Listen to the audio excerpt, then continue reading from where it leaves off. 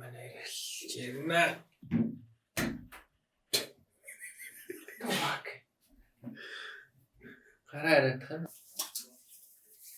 Юу сонсолж удаа. За өнөөдөр хайтекийн бэк болон төвшөр хоёулын хэмжээ сууж байна. За тэгээд тэр өнөөдөр хоёулын яагаад хэмжээ сууж байгаа өнөөдөр та бүхэндээ за сүүлийн 2-3 сарын хугацаанд компьютерийн зах зээл шинээр гарч ирсэн бүтээгдэхүүн болон технологийн талаар дэлгэрэнгүй мэдээлэл хүргэхээр сууж байна. За тэгээд өглөө видеонд орцгоё.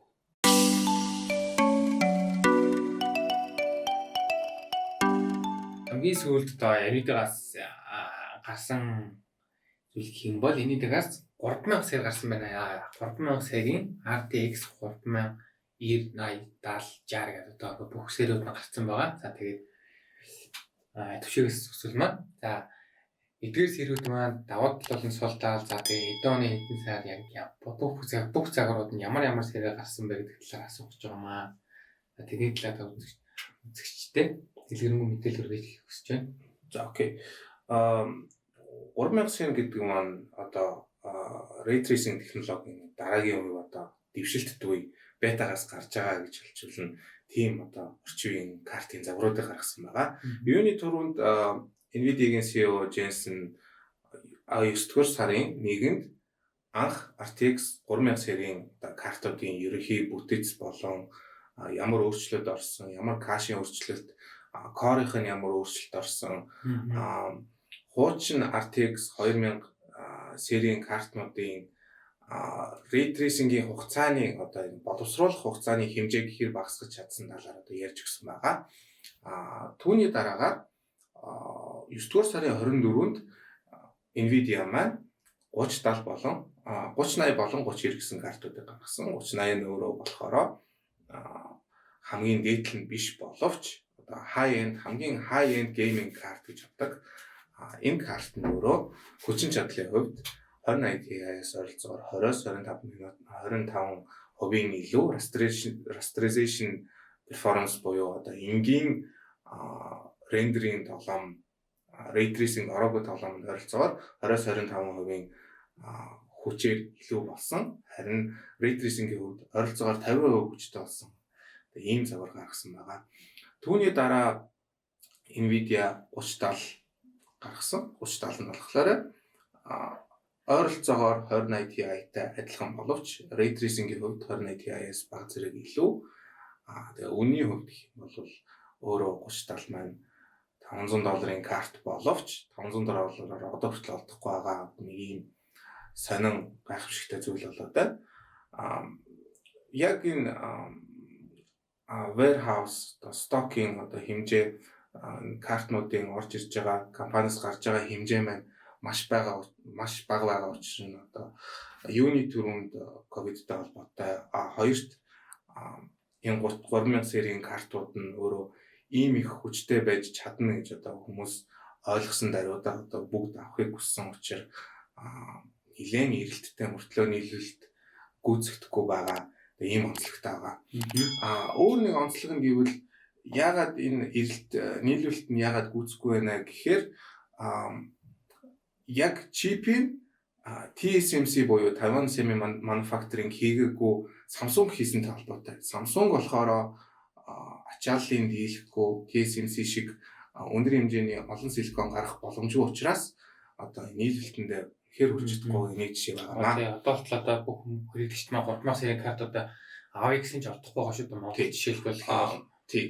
За энэ нэг бас хоёр талтай байгаа. Нэг талаараа нэг ковид гараад бараанууд бас орж ирэхгүй байгаа. Нөгөө тал нь бас цаанаас үйлдвэрлэх талаас нь бас одоо хангалттай зах зээлийн хангалттай нийлүүлж чадахгүй байгаа гэдэг хоёр энэ зүг юм байна шүү дээ.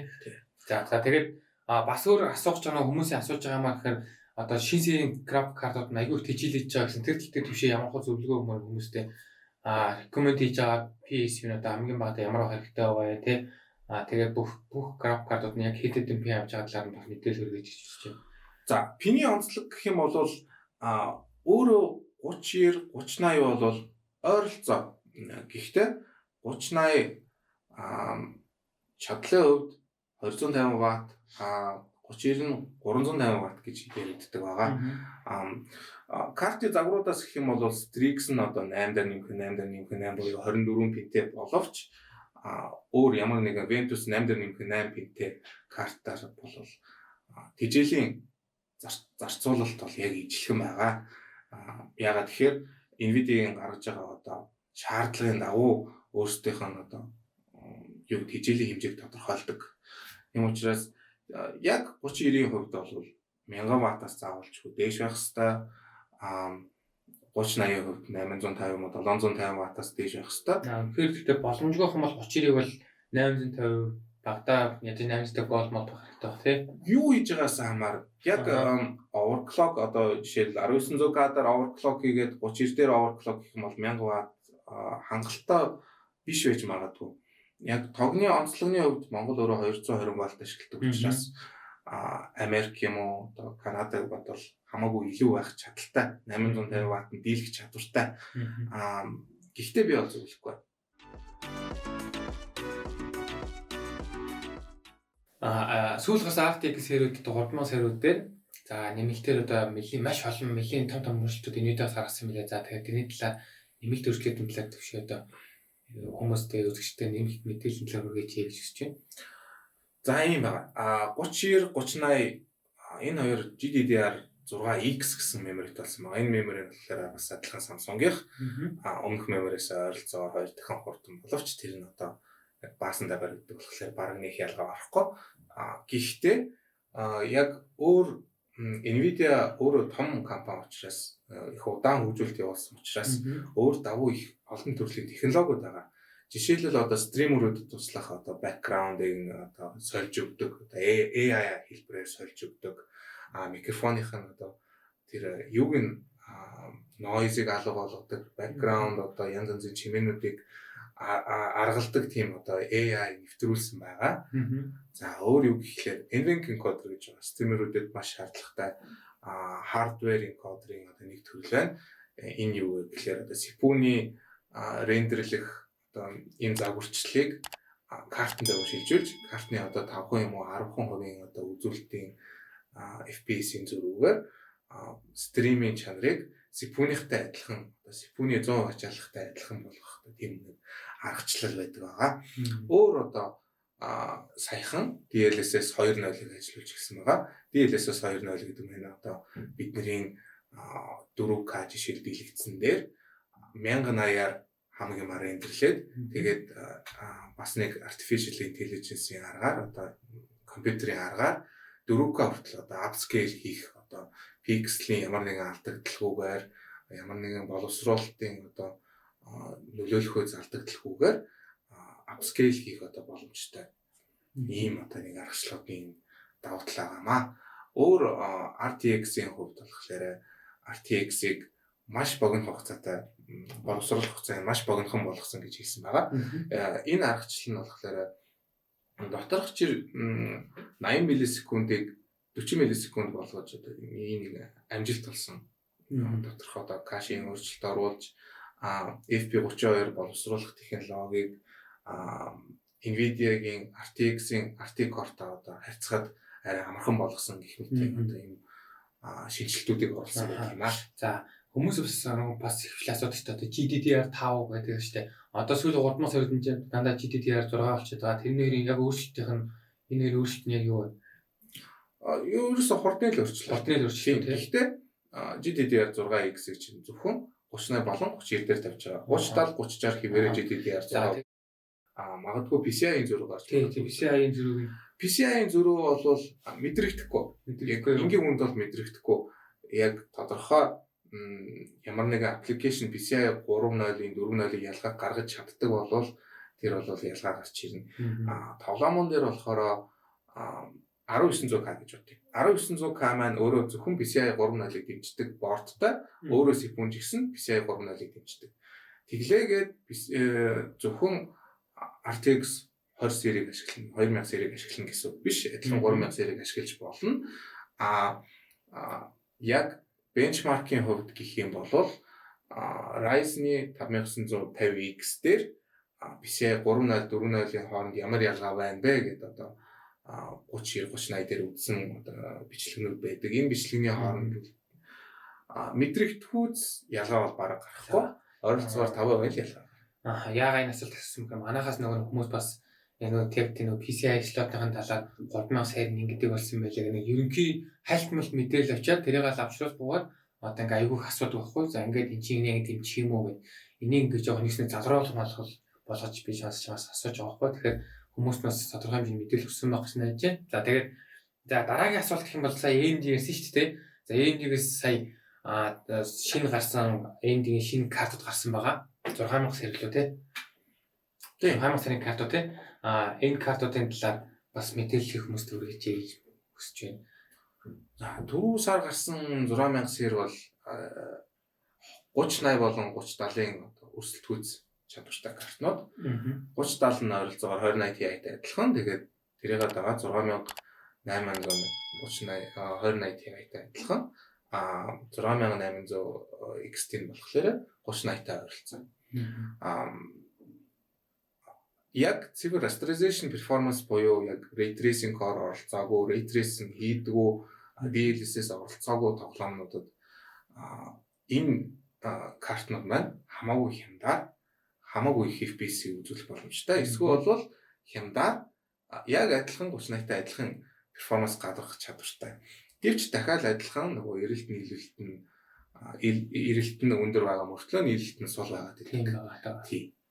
Тэгээ манай төшөө ер нь AMD маань хүн айгүй бараагаар зах зээл нэмэлт айгүй хямд гаргадаг ч тийм. Тэгээ хүчин шална айгүй боломжийн ер нь айгүй бааж төлбөрөж хийж байна. За тэрнээс гадна AMD нэг 5000 сарын CPU-д төсөөл гарсан шүү дээ. Тэрний талаар бас нэг дэлгэрэнгүй мэдээлэл өгч хэлж байна.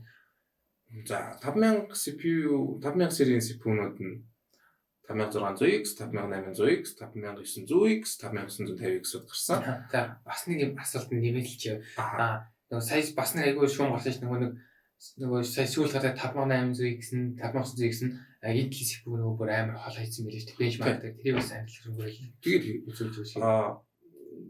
Ийм баггүй.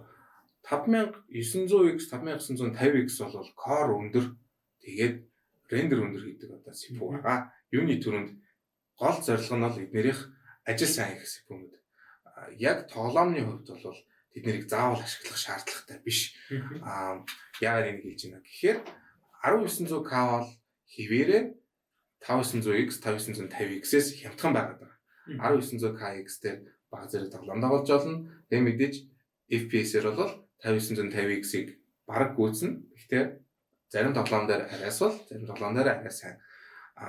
Яг тоглоом тоглохдоо юун дээр вэ гэх юм бол 5600X-ийг сонгоход бол буруудахгүй. 5600X 1700K-тай FPS-ээр 1700K-тай ойролцоо байдаг. Тэгэхээр заавалчгүй зөвхөн AMD бол яг заавалчгүй тоглоомд шаардлагатай CPU гэсэн үг биш ээ. Одоо шилдэг бол мөн болж чадсан. Гэхдээ дагаад үнэн нь яг одоогор бол маш үнэтэй байгаа. Тийм байлээ. Тийм. Айгуу манайд бас дарж ирсэн. Манайхаас яг 5000 сарын CPU дөнгөж бараг нээлттэй хийгээл маргааш 3 хоногийн дараа манай дэлгүүр ирсэн дээ. Тэгээд манай нөгөө байнга одоо хэрэглэгчтэй бүгд захиалаад аваад дууссан байгаа. Тэгээд бараа ихгүй байгаа. Тийм бас ковидос шилтгаалаад бас манай баг дэлгүүрийн баг нэлээд хоцрогдолтой байгаа. Тэр тал дээрээс олдоогч нараас за хөцөлгчээ. За тэгээд удахгүй бас сайхан цаг үе ирээд бараанууд удахгүй орж эхлэхээр байгаа шүү. Тэгээд маань би зөвхөн бараануудыг шин бараанууд ирэнгүүт пэйж дээрээ болон веб дээрээ цаг тухай бүрд апдейтыг явуугаад тэгээд пэйж болон хайж байгаа бараагаа пэйж болон вебээсээ вебдэг ойрхон байд мэдээлэл аваарай гэж хүсэж байна. За тэгээд дараагийнхаа өөр AMD дээрх нэмэлт зүйл юм байгаа. За яхаа аргагүй одоо бол шилдэг процессор бол 5950X болсон байна. Mainstream socket-та AM4 socket-ын дээр гарсан. Board нь хүнтэй биш. Бусдын анги нь үнэтэй байх шаардлагагүй. Одоо жишээлбэл quad channel нэгтгүү зөвхөн dual channel-аар ажилладаг шилдэг CPU бол 5950X болсон байгаа. Анхны удаа бид нэр ийм Intel-ийг хин нэгэн дийлж байгааг анхны удаа харж байна. 2006 оноос хойш тийм том өөрчлөлт гарсан тийм. 5950X гэж одоо хамгийн шилдэг болсон гэсэн тийм. Энэ нэг 3950-аас core thread-үүд өөрчлөлт байгаа. Ямар ч өөрчлөлт байхгүй. Гэхдээ дотоод бүтцийн өөрчлөлт байгаа. Өөрчлөлт гарсан тийм. Тэрнийг нь тайлбарлал. За хуучин 3950X 39008 CCX гэдэг. CCX нь болохоор core complex буюу ангилдаг байсан. CPU-ний core-уудыг 2 хэсэг болгож хувааж исэн. За тэр 2 хэсэг дотроо бас 2 хэсэг болгож хувааж исэн. Нийтдээ ингээд 4 хэсэг байх шүү дээ. 4 CCX-тэй байсныг AMD өөрсдөө CCX-үүдээр нэгтгэхэд доторх кэшүүдийн core хооронд нь одоо яриулдаг болгож нэг CCX-ийг нөгөө нэг CCX-тэй нийлүүлээд нэг CCD болгосон байгаа. Тэр CCD нь болохоор дундаа нэг кэштэй нэг одоо memory бүтцтэй контроллертойгоо харьцахтай арай амархан болгож core хоорондын delay-г бол арилгасан байгаа. Энэ бол нэгдүгээр өөрчлөлт. Энэ бол хамгийн том өөрчлөлт нь. Түүний дараа бол CPU-ийнхаа boost хурдыг нэмсэн байна. CPU-ний boost нь 4.8, 4.9 хүртэл хүрдэг болсон. Энэ гэхдээ зөвхөн single core дээр гэдгийг анзаарах шаардлагатай. Intel-тэй харьцуулах юм бол 5 Гц-ийг Intel-ийн 5 Гц-ийг AMD-ийн 5 Гц-тэй харьцуулах боломжгүй. Яг тэгэхээр доторх бүтцэн CPU-ийнх нь бүтцэн өөр. Тэгээд жишээлбэл Intel-ийн 3 Гц-тэй нэг core нь AMD-ийн 3 Гц-тэй нэг core-оос арай өөр байх юм тийм үү? Яг нэг core-оор харьцах юм бол AMD-ийн нэг core нь 3 Гц-тэй нэг core нь Intel-ийн нэг core-оос хамаагүй хурдан байх. Ийм анх 5 Гц хүрсэн CPU маань AMD CPU гэдэг байхгүй өөрөө. AMD CPU маань 5 Гц хүрлээ гэдэг хүмүүс бүгдээрээ AMD CPU аваагүй. Intel авдаг байсан хэвээрээ л байгаа. Тэгэхээр заавалчгүй Гц харах шаардлагатай биш байгаа юм аа. Яг одоо энэ 2020 онд 21 онд тоглоомнууд илүү юу шаардж байна гэхээр core-ын тоог илүү шаарддаг гэсэн. Core одоо 6 core юм уу 8 core байвал арай зохимжтой байна гэсэн үг байхгүй. Core гэдэг чинь одоо нэг бас мэдхгүй үзэгчдээс зориулж сэж байгаа шүү. За core гэдэг нь болохоор нэг нэгсэндээ би одоо нийт одоо ажиллаар их юм бол нийт ажлыг хувааж авч байгаа ажилчдал гэсэн үг үстэй тий. Тэгж хэлж болно. Мэдээллийг одоо хүлээж авч байгаа тий. Одоо нэг замууд гэсэн үг. Тий. 16 гэж ярьдаг тий. Тэр нэг юм одоо 8 бахан бол 8-д одоо нэг бүхэл имийг 8 хувааж ажиллуулж байгаа гэсэн үг тий. Тэгээд 16 гэдэг нь болохоор нэг бүхэл имийг 16 шиг ингэж байгаа. Ер нь яаж олон одоо том файлыг олон хэсэгт хувааж ажиллах юм бол илүү өрөвдөлтэй ажиллана гэсэн үг байхгүй юу. За энийг бас хүмүүс сайн анхаарат байгаарай.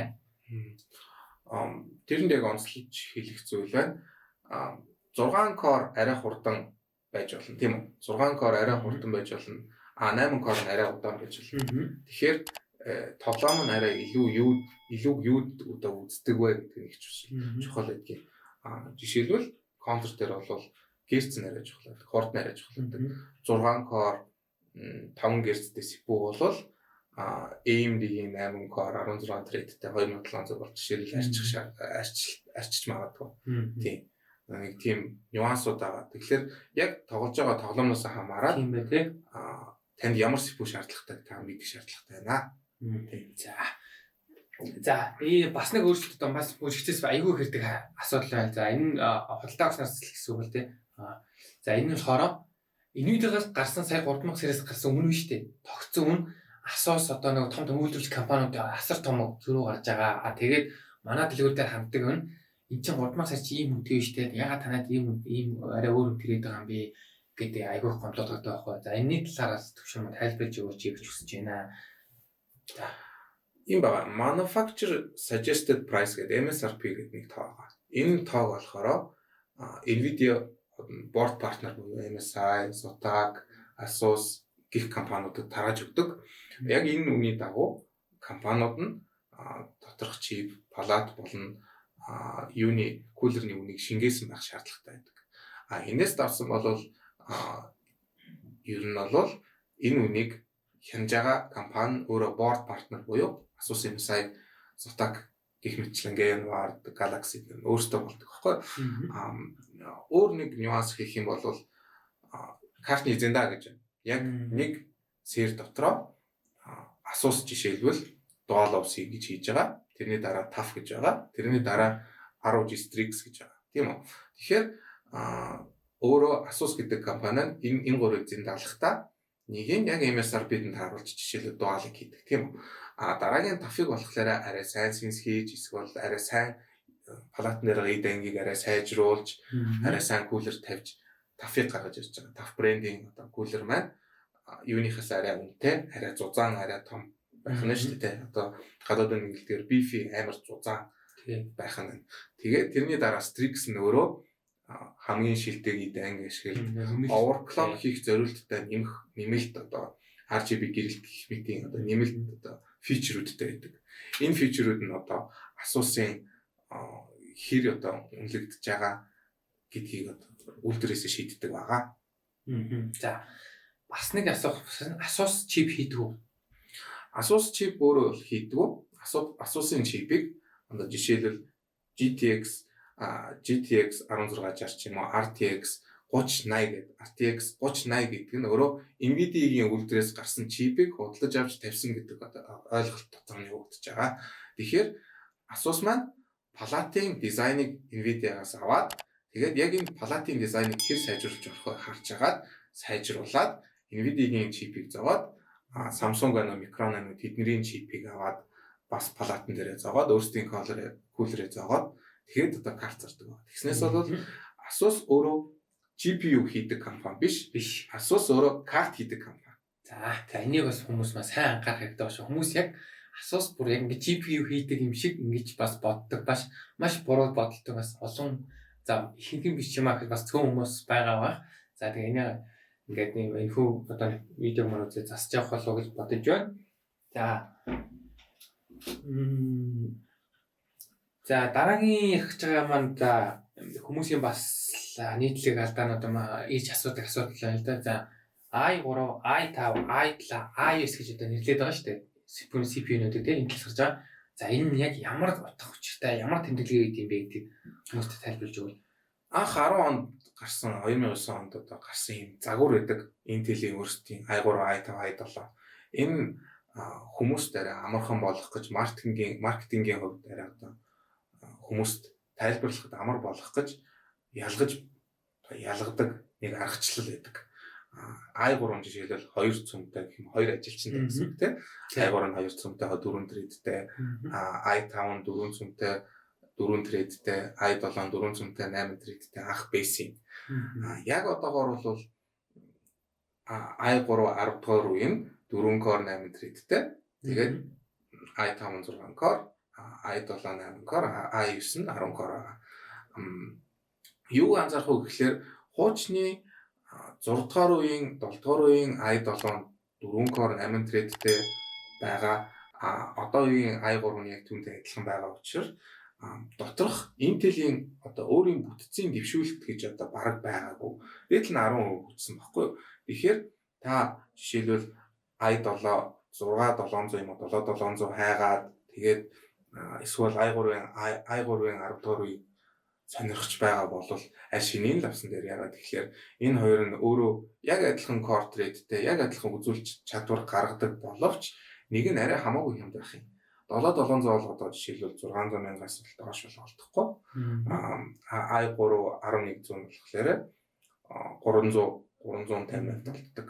Ийм одоо нэг учиртай байгаа. Тэгэхээр та мөнгө жинхнээсээ одоо энэ урагшаага сокетны дэмжүүлэлтийг одоо бодоод цааш нь i7 дээрээ гацхгүй, i7 дээрээ гацхгүй, i3-ыг i5, i7 болоход тэр нь аль хэдийн илүү ирээдүгөө бодсон алхам байгаа юм шүү. За тэгэхээр аль болох сүүлийн сонголтууд хийгэрээ гэдэг юм а тийм.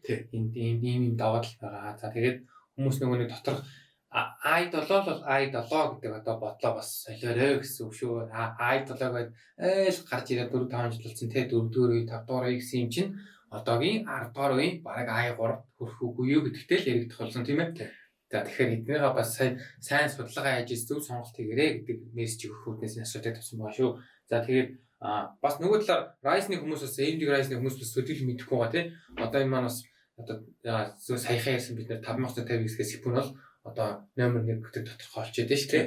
За тэгээд энэний урд тодорхойлогддог Ryzen 3, Ryzen 5, Ryzen 7, Ryzen 9 гэсэн тоонууд нь одоо ямар утга учиртай симболууд юм бэ? Энийг бас тайлбарлаж өгч хүсэж байна.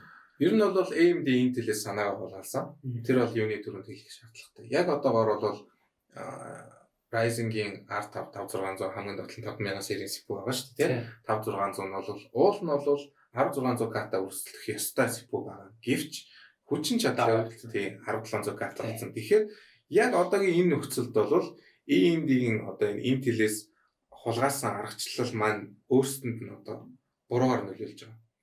Яг одоо бол R75600X байсан болвол i7 1700 карта ойролцоо юм байна гэдэг хүн одоо утгыг авах байхгүй юу. Гэтэл тэрний оронд i5 1600 карта тэнцвэн ойролцоо өрсөлдөхүйц CPU юм байна гэж одоо ингийн худалдан авахч маань нарийн мэдээлэл хүн ба тэгжил бодох байхгүй тий бодож магадгүй учраас яг одоогийн нөхцөлд бол 12 core 16 coreтай 5900X 5950X нь бол i9 биш тэрнээс илүү болоод байгаа. Тэрнээс тийшээгээр авсан байна. Рендеринг тэр тоглоомын дээр арай илүү болсон нэг юм сонирхолтой үзэгдэл болоод байна. За тэгээд тэрнээс гадна нөгөө AMD-ийн карт маань AMD-ийн CPU-тэйгээ хосолж ажилтдаг бас тийм болсон. Тэрний талаар бас нэмэлт мэдээлэл хүргэж тэр нэг ямар хуу яг яаж ажилт юм бол тэгээд тэрэн бүр ингээ осолж хэлэхээр одоо NVIDIA-гийн бараг 3000-аас илүү гэсэн нэг тийм бас зураг марк имэйл яваад тэгээд нарийн судалгаад биегөө тэгээд төвшөөс тодруулах гэж хүсэж байна. Тийм бас үгүй. Энэ асуултыг хоёр янзаар хариулж болно. Сая 100-аас өмнө бол яхаа аргагүй илүү зохицож ажилтдаг гэсэн тийм бол юу бол байхгүй. Тийм тэгж хэлэх шаардлага бол байсангүй. Сая Smart Access Memory буюу SAM гэж нэрлэгддэг PCIe 4.0 ер нь PCIe-ийн өөрийн протоколтой холбоотой ийм мэдээлэл дамжуулах зам нь CPU карт хоёрын хоорондох одоо ресурсыг шеэрлдэг тийм нэг протокол байдаг. Энэ SAM нь өөрөө AMD өөрсдөө анх идэвхжүүлээд эхэлсэн байнамаа. Энэ үзүүлэлтийн FPS-ийн хувьд 1-5% хүртэл одоо нэмэх чадвартай ийм нэг аргачлал болсон. Яг одоогор бол NVIDIA дээр байхгүй зөвхөн AMD дээр шинэ гарсан технологи. Гэхдээ NVIDIA ч тэр, Intel ч тэр энэ аргыг одоо идэвхжүүлэх дээр ажиллаж байгаа. Хөгжүүлэлт хийж байгаа гэсэн үг тийм. Тэгээд ер нь бол дараа жилийн хагасаас гэхэд сайн Smart Access Memory юм уу Intel-ийн NVIDIA-гийн өөрсдийн нэрлэгддэг аргаар нь шинэ брэнд болж байгаа. Шинэ одоо адилхан технологи арай өөр нэрээр нэвтэрч эхлэх гэсэн үг юм уу? Тий. Өөрөө энэ PCIe протокол учраас энийг бол AMD эзлэн, NVIDIA эзлэн, Intel эзлэн гэсэн тийм бол сонголт бол байхгүй. Энэ технологи хэзээ нэгэн цагт бусдаа юм дээр идэх дээр ч гэсэн гарна гэсэн үг. За тэгээд нэмэлтээр одоо асуух асуулт бас байна л да. За тэгээд саяхан одоо Intel манайгаа чи сая хэлсэн л дээ. Intel маань ингээд ерөөсөө апдейт хийхгүй байгаа. AMD-ний бол аюул тань апдейт хийж байгаа. CPU-ний хувьд бол тэгэхээр самгийн сүүл гарсан апдейт гэх юм бол одоо сая 10 дугаар үеэр зөвхөн Trident-ийн тоог нэмсэн тий. Тэгсэн. Тэгэхээр Trident-ийн тоог ер нь бол 2 дахин нэмсэн гэсэн үг тий. 2 дахин нэмдэг болсон ш Core 2 дахин үржилдэг болсон ш. Зөвхөн i3 дээр, i5 дээр. i3, i5 дээр тий. Тэгэхээр дараагийн хөгжүүлэлтээр чиний бодлоор одоо дараагийн i7, i3, i5 хэрэг өөрчлөлт орох бол гэж бодож байна. Гадаадаас ирж байгаа румеруудын хувьд бол одоо шар мэдээний хувьд гэхүү дээ. Шар мэдээний хувьд бол буцаж i9 нь 8 корлоо шилжинэ гэж яриад байгаа. Тэр нь өөрөө CPU-ний бүтцийг баг зэрэг өөрчилж тэрнээсээ одоо IPC gain буюу одоо цэвэр 3 харьцан 3 Гц гэж ярьжсэн. Тэр хоёрын хоорондох одоо яг дан нэг корны чадлыг одоо нэмэх тийм одоо хөгжүүлэлт хийж байгаа гэж би сонссон. Тэрнээс гадна PCIe 4.0-тай болно гэж ярьж байлаа. PCIe 4.0 нь board нь аль хэдийн PCIe 4.0 хийгдсэн боловч CPU нь өөрөө PCIe 4.0 дэмждэг учраас яг одоогоор бол Intel нь PCIe 4.0 NVIDIA карт эсвэл AMD картн дээр бол ажиллах боломжгүй байгаа. Гэхдээ дараа 11-р gen гарахад аль хэдийн боломжтой болчих واخ гэж бодож байна. Эний дээр ер нь Intel хэрэглэгчдэр нэлээд гомдолтой байна шүү, тийм. Маш ер нь айгүй баг апдейт хийдэг. Тэгээд ийм багхгүй. Intel-ийн өмнө бол 15 жил 20 жилийн хөгжүүлэлт аль хэдийн байгаа. Тийм. Тэгэхээр Intel байгаа юмнууд AMD дээр байхгүй байдаг. Одоо жишээлбэл CAD дээр хамгийн ихэнд support ирдэг нь Intel-ийн CPU-ний support, Linux-ийн одоо хэрэглэгч нар Intel-ийн CPU-г ашиглахлаар арай зүгээр байдаг. Гэх мэтчлэн цаанаас хөгжүүлэлт нь маш удаан явагдсан, Adobe-тай сайн удаан ажилласан гэх мэтчлэн Mac дээр ч гэсэн одоо хүртэл Intel байсан учраас Intel одоо яхаа аргагүй толгойл нь тий. Өөр нэг хэлэх зүйлээ Intel маань өөрөө үйлдвэртэй компани. Өөрөө одоо силиконо хийдэг. Өөрөө тэр i3 гэд нэрлээд байгаа, i5, i7 гэд нэрлээд байгаа чипүүдийг хийдэг учраас AMD-г бодвол давуу талтай. TSMC буюу одоо AMD-гийн CPU-нуудыг, AMD-гийн картнуудыг, Intel-ийн картнуудыг, Intel-ийн карт биш уучлаарай, Nvidia-гийн картнуудыг хийдэг компани өөрөө бүгднийг удирдах хийж давхар одоо Apple-ийн одоо шинэ силиконууд, Apple-ийн утасны силиконуудыг хийдэг учраас хязгаарлагдмал юу хийх нийт түгээмэл хийдэг одоо чипүүд нь олноор гарах боломжгүй. Intel бодвол. Тийм учраас Intel одоо хүртэл зах зээлийн 80% эзэлж байгаатай холбоотой гэж хэлж байна. Тэр нэг силикон гэж яриад байгаа шүү дээ. Одоо тэр карт мартанд барилга. За тэрийг ингээд яг хүмүүс мань бас сонсоод бас арай өөр ойлголттой гэж магадгүй. Тэр яг ямар хөө юм бэ тий? Яг картны хаана барилдаг ямар юм илүүд юм бол. Силикон гэдэг маань харагдах боломжтой юу? Одоо график картны хардтал гэх юм бол одоо маш олон тооны жижиг нүдэд гэжтэй. Тэрийг харах шаардлагатай гэж би бодохгүй. Гэхдээ яг картны хувьд бол 4 шүрүүпний дунд л байгаа шүү дээ, тийм. Картлын 4 шүрүүпний голын 4 шүрүүпний дунд чипүүнийх нь арийнх нь одоо транзисторууд нь барилдаг. Нөгөө талд нь болохоор чипүүн өөрөө барилдаг. Үүргийн хувьд гэх юм бол GPU маань CPU-тай адилхан мэдээлэл боловсруулах эд гэсэн үг. Тийм. Мэдээлэл боловсруулах эд маань өөрөө силикон буюу одоо хагас дамжуулагч силикон гэдэг материалаас хийгдсэн байдаг учраас бид нэр өөрсдөө силикон гэж нэрлэдэг гэдэг юм аа. За тэгэхээр энийг бас зөвөр ойлгох хэрэгтэй юм байна шүү. За тэр үднэс за ингээд өнөөдрийн дугаар төвшөө болсон байдлаар маань ингээд асуулт хариулт юм маягаар та бүхэнд хэрэгтэй мэдээлэл хүргэсэн болоо гэж бодож байна. За тэгээд энэхүү одоо асуулт хариулт болон одоо энэхүү болонгаа бид хоёр бас цаашдаа ойрхон оруулах болно. За тэгээд удахгүй бас зөндөлгөн бичлэгүүд хүлээгдэж байгаа. За сая хэсэг хугацаанд бид бас видео оруулаагүй. Энэ бас ажил болон тэгээд ковид шалтгаалаар бас нэлээд бодлоо. За энэ талаар бас хүчилжээ. Тэгээд компьютерийн талаар илүү их дэлгэнгүй мэдээлэл болон илүү нэмэлт зүйлийг авах юм бол манай YouTube subscribe дарж нэгдээрэй. За тэгээд бичлэг маань таалагдсан бол лайк гэдэг чивтгий матер гэж хүсэж байна. За тэгээд дараагийн даваа хүртэл баяртай ажилласаа. Bye.